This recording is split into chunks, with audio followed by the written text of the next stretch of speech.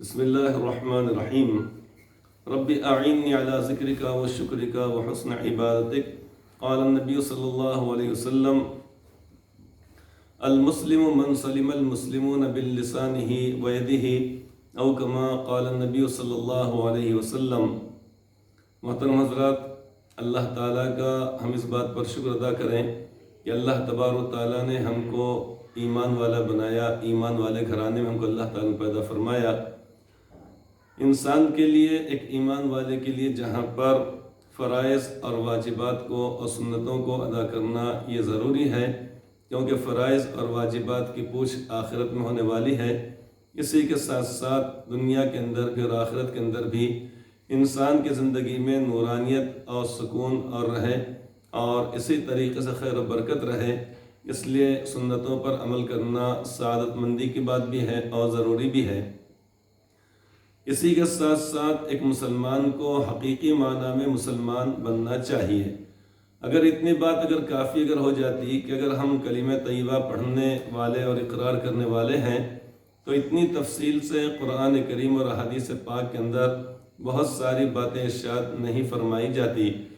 معلوم ہے کہ انسان کو یا ایک ایمان والے کو چاہیے کہ وہ حقیقی معنی میں مسلمان بنے۔ کلمہ طیبہ جب انسان پڑھ لیتا ہے یا اس کو اقرار کر لیتا ہے تو یقیناً وہ مسلمان اور مومن کہلاتا ہے، لیکن احادیث پاک میں آپس میں ایک دوسرے کے حقوق، ایک دوسرے کا احترام کرنے کا حکم دیا گیا، ایک دوسرے کے ساتھ اکرام کا برتاؤ کرنے کا حکم فرمایا گیا۔ ہر بڑے کو یہ چاہیے کہ چھوٹے پر شفقت کرے، اور ہر چھوٹے کو یہ چاہیے کہ بڑے کا اکرام اور احترام کرے۔ اللہ تبارک و تعالیٰ نے انسان کو جو نعمتیں عطا فرمائی ہیں، یہ جتنے بھی ہمارے پاس اعضاء ہیں، وہ سارے کے سارے اللہ تبارک و تعالیٰ کی امانت ہے۔ اس کو استعمال کرنے کا ہم کو حکم بھی ہے اور اجازت بھی ہے، لیکن خلاف شریعت اس کا استعمال ناجائز قرار دیا گیا۔ مثال کے طور پہ اللہ تبارک و تعالیٰ نے یہ زبان ہم کو جو عطا فرمائی ہے، یہ زبان اس لیے عطا کی گئی ہے، یہ اس لیے دی گئی ہے کہ انسان اس سے اپنی ضرورتوں کی تکمیل کرے، اس سے بات چیت کرے، اور اسی طریقے سے اس سے اللہ تبارک و تعالیٰ کا ذکر کرے، اور اسی زبان سے تاکہ وہ اذان بھی کہے، تکبیر بھی کہے، اللہ تبارک و تعالیٰ کے سامنے آہوازاری کرے، اور اسی زبان کے ذریعے سے وہ نمازوں کی ادائیگی کرتا ہے۔ اس لیے کہ نماز کے اندر جو صورتیں پڑھی جاتی ہیں، مثلا سورہ فاتحہ ہے، یہ اس کے علاوہ دیگر صورتیں ہیں، وہ زبان کا ہی استعمال انسان کرنا پڑے گا۔ تکبیرات جب کہی جائے گی، تکبیرات انتقالی جنہیں کہا جاتا ہے، مثلا رکوع میں جانے کے لیے اللہ اکبر کہنا، اور سجدے میں جانے کے لیے، سجدے سے اٹھنے کے لیے اللہ اکبر کہنا، اس کو کہا جاتا ہے تکبیرات انتقالیہ۔ اور جو شروع میں اللہ اکبر کہا جاتا ہے اس کو کہا جاتا ہے تکبیر تحریمہ۔ اب اس کو کیسے انسان ادا کرے گا؟ اپنے زبان سے ادا کرے گا۔ اسی طریقے سے دعا کرنا ہے، تلبیہ پڑھنا ہے، حج کا تلبیہ پڑھنا ہے، لبیک اللہم لبیک لبیک لا شریک لک لبیک ان الحمد والنعمت لک والملک لا شریک لک۔ قرآن کریم کی تلاوت کرنا ہے، ذکر و اذکار کرنا ہے، دعا ہے، توبہ استغفار ہے۔ تو اہم ترین اور انتہائی اعلیٰ درجے کی نعمت اللہ رب العزت نے اپنے تمام بندوں کو، انسانوں کو عطا فرمائی ہے، جبکہ یہی نعمت اللہ تبارک و تعالیٰ نے دیگر مخلوقات کو بھی عطا فرمائی ہے۔ دیگر مخلوقات جو مکلف نہیں ہیں، شریعت کی جو پابند نہیں ہیں، ان کو اللہ تبارک و تعالیٰ نے انسانوں کے فائدے کے لیے بنایا ہے، تاکہ وہ اپنا پیٹ بھریں اور اس کے بعد ان کی نسلیں بڑھتی رہیں اور انسانوں کے وہ کام آ سکیں، ان کے اوپر وہ وزن تاکہ لاد کر ادھر سے ادھر منتقل کیا جا سکے، ان کے اوپر سواری کی جا سکے، اور جو حلال اور جائز جانور ہیں ان کا گوشت انسان کے استعمال میں آ سکے۔ بس اتنا ہی کام ہے ان کا، اتنی ہی خدمت ان کو اللہ رب العزت نے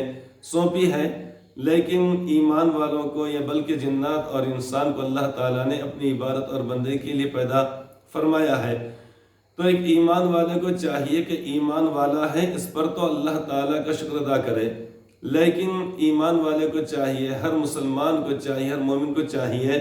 کہ ویسا مسلمان بنے، ویسا مومن بنے جیسا کہ اللہ رب العزت کو مطلوب ہے، اور ویسا مسلمان بنے جیسا کہ اللہ کے پیارے نبی صلی اللہ علیہ وسلم نے یعنی اس کا حکم فرمایا ہے اور آپ نے اس کو واضح فرمایا ہے۔ مثلا حدیث پاک میں آپ فرماتے ہیں المسلم من سلم المسلمون من لسانہ ویدہ او کما قال النبی صلی اللہ علیہ وسلم۔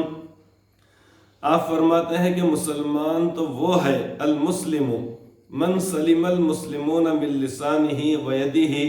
کہ جس کی زبان اور جس کے ہاتھ سے دوسرے مسلمان محفوظ رہیں۔ تو معلوم ہوا کہ یعنی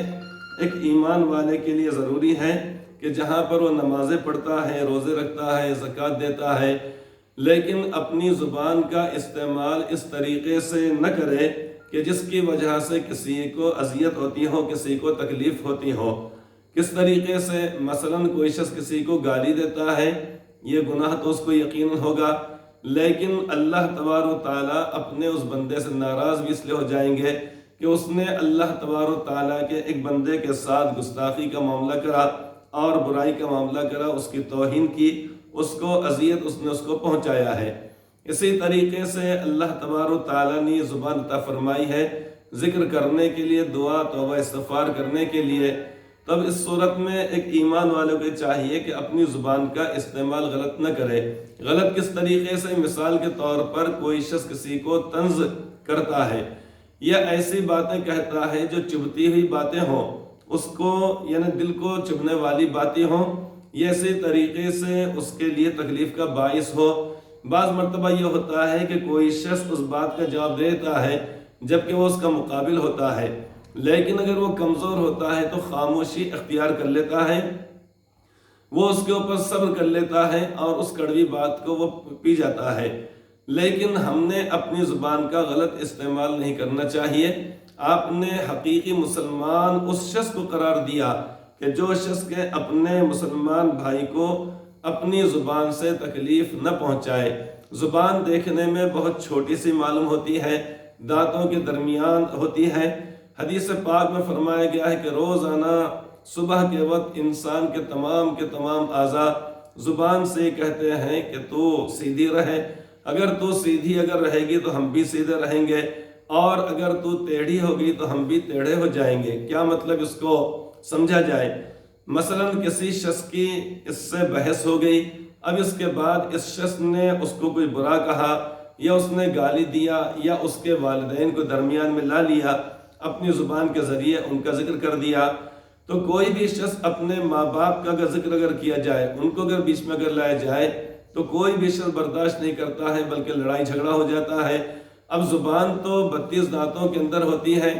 لیکن جب لڑائی جھگڑا خدا نخواستہ اگر ہو گیا تو پھر اس صورت میں سامنے والا شخص لاٹھی سے ہو یا ہاتھ سے ہو،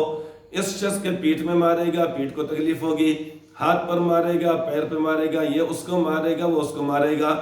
اس لیے روزانہ زبان سے سارے کے سارے اعضاء درخواست کرتے ہیں، گزارش کرتے ہیں کہ تو سیدھی رہے اور تو اچھی رہے، کیونکہ اگر تو سیدھی اگر رہے گی تو ہم بھی سیدھے رہیں گے، اور تو اگر ٹیڑھی اگر ہوگی تو ہم بھی ٹیڑھے ہو جائیں گے۔ اس لیے اپنی زبان کی حفاظت کرنے کا آپ نے حکم فرمایا۔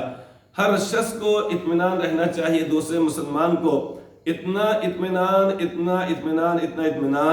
کہ اگر کسی شخص نے کسی کے تعلق سے کہا کہ آپ کے تعلق سے فلاں صاحب غائبانے میں ایسی بات کہہ رہے تھے،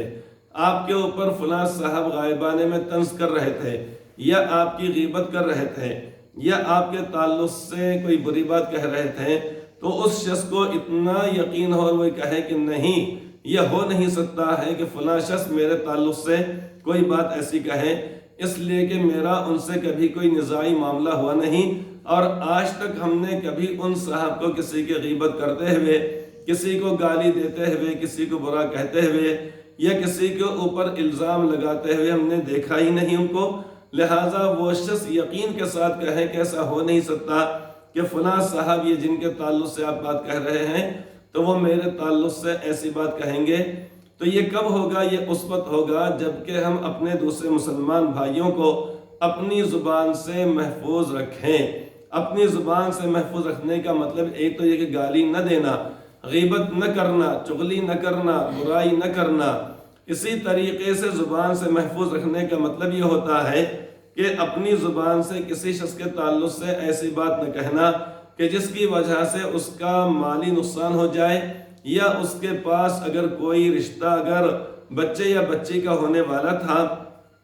تو اس رشتے کے اندر ایک بگاڑ پیدا ہو جائے۔ مثال کے طور پہ بعض مرتبہ ایسا ہوتا ہے کہ اگر کسی شخص کے پاس ان کے بچے یا بچی کے رشتے کے تعلق سے لوگ جب پہنچتے ہیں تو اس صورت میں ہوتا یہ ہے کہ سوچتے ہیں چلو بھائی پڑوس سے معلوم کر لیں گے ہم۔ اب جب پڑوس میں جب جا کے معلوم کرتے ہیں، ایک تو یہ کہ انسان خاموشی اختیار کر لے اور یہ کہے کہ بھائی میرے تو ان سے تعلقات باہر ہیں، مجھے نہیں معلوم۔ لیکن بعض مرتبہ انسان کسی کو اچنبے میں ڈال دیتا ہے کہ بھائی دیکھیے آپ وہاں کی بچی تو کر رہے ہیں، لیکن ہم کو تو چونکہ یہاں پر رہنا ہے اس لیے ہم کچھ نہیں کہہ سکتے، لیکن آپ اور دوسرے لوگوں سے معلوم کر لیجئے۔ اتنا کہنے کی وجہ سے وہ شخص شک و شبے کے اندر مبتلا ہو جاتا ہے اور پریشان ہوتا ہے، اور وہ یہ سمجھتا ہے کہ یقیناً ان صاحب سے جب نے معلوم کیا ہے، کسی ڈر اور خوف کی وجہ سے وہ اپنے پڑوسی کے تعلق سے یا اس کی بچی کے تعلق سے نہیں کہہ پا رہے ہیں، لیکن بہرحال کچھ نہ کچھ دال میں کالا ضرور ہے۔ اب یہاں پر اس شخص نے ظاہری طور پر اس کو مارا نہیں، جا کر اس کو پیٹا نہیں، اس کو گالی دیا نہیں، لیکن اس کا ایک جملہ اس کے رشتے میں دراڑ ڈالنے کے لیے کافی ہو جاتا ہے کہ دیکھیے آپ اور لوگوں سے معلوم کر لیجئے، ہم کو چونکہ یہاں پر رہنا ہے، ہم اپنے تعلقات کو بگاڑ نہیں سکتے، لہٰذا آپ سے میں کچھ بات ان کے تعلق سے نہیں کہہ سکتا۔ یہی زبان کو یعنی اپنے محفوظ رکھنا کہلائے گا کہ ہم ایسا استعمال نہ کریں۔ اسی طریقے سے کسی شخص کا اگر مکان اگر بک رہا اگر ہے تو پھر اس صورت میں ہم سے جب پوچھا جائے کہ بھئی یہ مکان جو بک رہا ہے، فروخت ہو رہا ہے، تو کیا ہم نے لینا یا نہیں لینا، تو اس صورت میں ہم نے یعنی اس طریقے سے جملہ کہہ دینا کہ بھئی مکان تو بہت اچھا ہے، شاندار ہے، ہر قسم کی عمدہ چیزیں لگائی گئی ہیں اور بہت پائیدار مکان ہے، لیکن کچھ آپ ایسا کیجئے کہ عاملین حضرات کو بتلا دیجئے اور ان کو بتلانے کے بعد اطمینان ہونے کے بعد آپ مکان خریدیے۔ یہ کہنے کے بعد وہ شخص شک و شبہ میں مبتلا ہو جاتا ہے اور یہ سمجھتا ہے کہ شاید کہ اس گھر کے اندر شیاطین کے اثرات ہیں، لہٰذا اپنے اس بھائی کا مکان جو بکنے والا تھا ہم نے اس گاہک سے یہ نہیں کہا کہ بہت مہنگا ہے، یہ اسی طریقے سے ہم نے نہیں کہا کہ مکان خراب ہے، بلکہ ایک جملہ ہم نے کہہ کر اس کو شک و شبہ میں مبتلا کر دیا تاکہ یعنی اس کا مکان نہ بکے اور مجبور ہو کر وہ آخر میں ہم کو ہی مکان فروخت کر ڈالے۔ اس لیے آپ نے بات ارشاد فرمائی ہے کہ مسلمان تو وہ ہے، یعنی حقیقی مسلمان وہ ہے کہ جس کی زبان اور جس کے ہاتھ سے دوسرے مسلمان محفوظ رہیں، لہٰذا ہم نہ صرف مسلمان بنیں بلکہ حقیقی مسلمان اپنے آپ کو بنائیں۔ اللہ تبارک و تعالی ہم سب کو حدیث پاک کے مطابق عمل کی توفیق عطا فرمائے، آمین۔